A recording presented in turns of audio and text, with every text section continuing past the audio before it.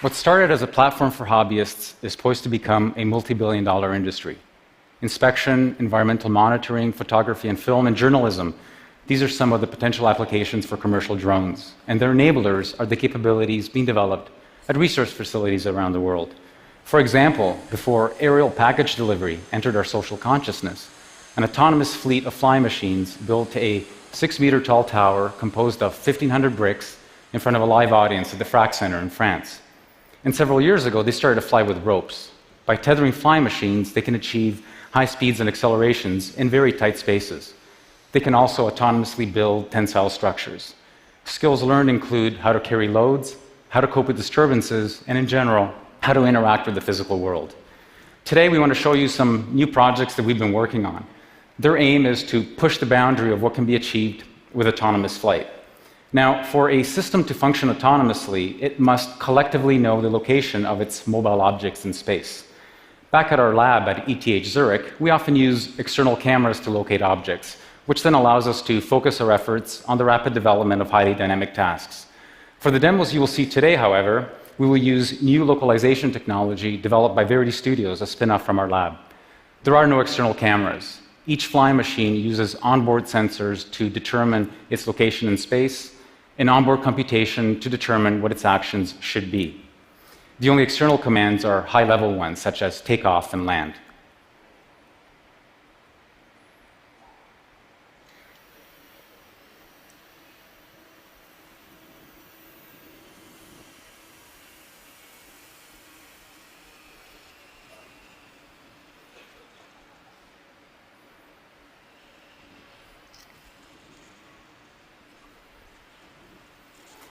This is a so-called tail sitter. It's an aircraft that tries to have its cake and eat it. Like other fixed-wing aircraft, it is efficient in forward flight, much more so than helicopters and variations thereof. Unlike most other fixed-wing aircraft, however, it is capable of hovering, which has huge advantages for takeoff, landing, and general versatility. There is no free lunch, unfortunately. One of the limitations with tail sitters is that they're susceptible to disturbances, such as wind gusts. We're developing new control architectures and algorithms that address this limitation.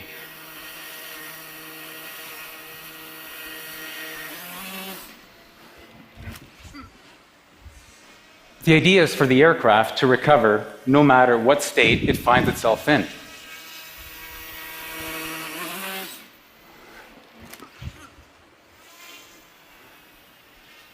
And through practice, improve its performance over time.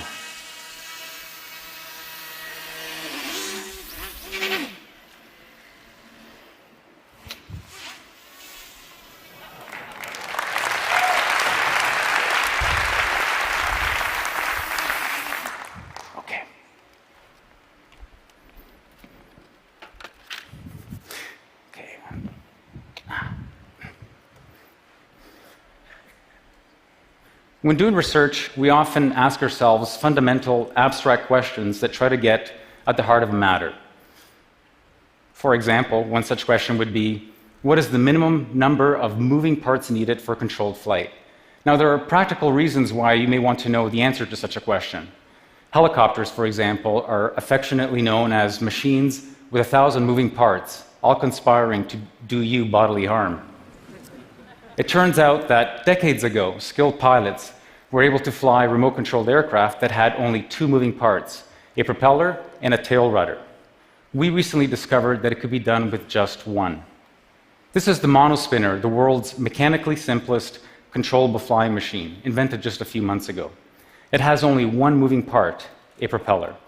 It has no flaps, no hinges, no ailerons, no other actuators, no other control surfaces, just a simple propeller. Even though it's mechanically simple, there's a lot going on in its little electronic brain to allow it to fly in a stable fashion and to move anywhere it wants in space.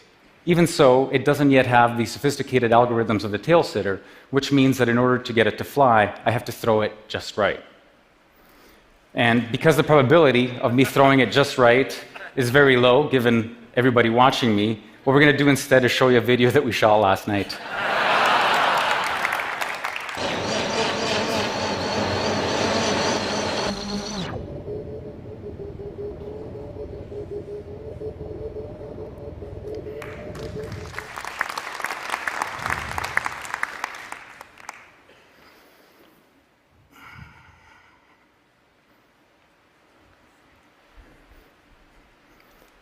If the monospinner is an exercise in frugality, this machine here, the omnicopter with its 8 propellers, is an exercise in excess. What can you do with all this surplus? The thing to notice is that it is highly symmetric. As a result, it is ambivalent to orientation. This gives it an extraordinary capability. It can move anywhere it wants in space, irrespective of where it is facing and even of how it is rotating. It has its own complexities, mainly having to do with the interacting flows from its 8 propellers. Some of this can be modeled, while the rest can be learned on the fly. Let's take a look.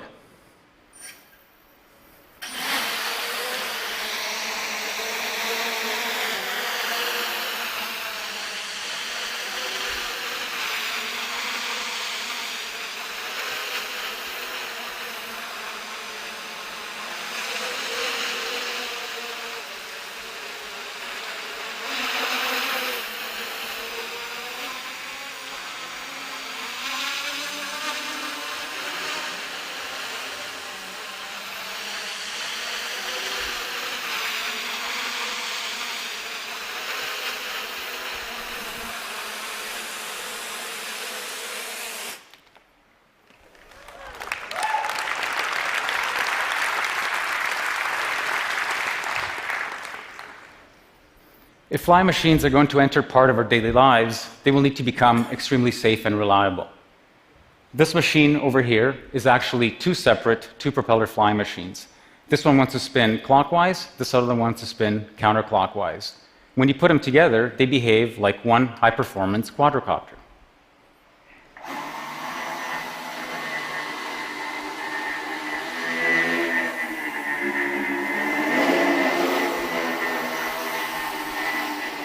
If anything goes wrong, however, a motor fails, a propeller fails, electronics, even a battery pack, the machine can still fly, albeit in a degraded fashion.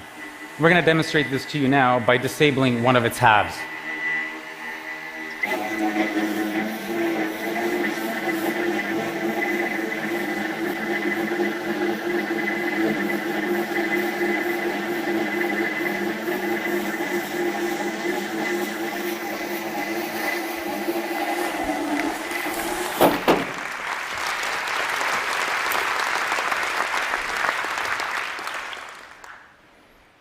This last demonstration is an exploration of synthetic swarms. The large number of autonomous, coordinated entities offers a new palette for aesthetic expression. We've taken commercially available micro-quadcopters, each weighing less than a slice of bread, by the way, and outfitted them with our localization technology and custom algorithms. Because each unit knows where it is in space and is self-controlled, there is really no limit to their number.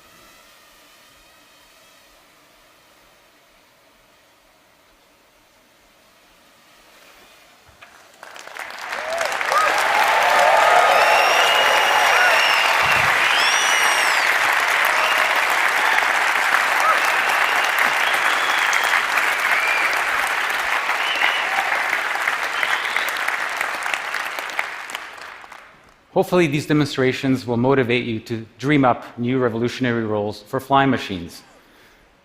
That ultra-safe one over there, for example, has aspirations to become a flying lampshade on Broadway. The reality is that it is difficult to predict the impact of nascent technology. And for folks like us, the real reward is the journey and the act of creation. It's a continual reminder of how wonderful and magical the universe we live in is, that it allows creative, clever creatures to sculpt it in such spectacular ways. The fact that this technology has such huge commercial and economic potential is just icing on the cake. Thank you.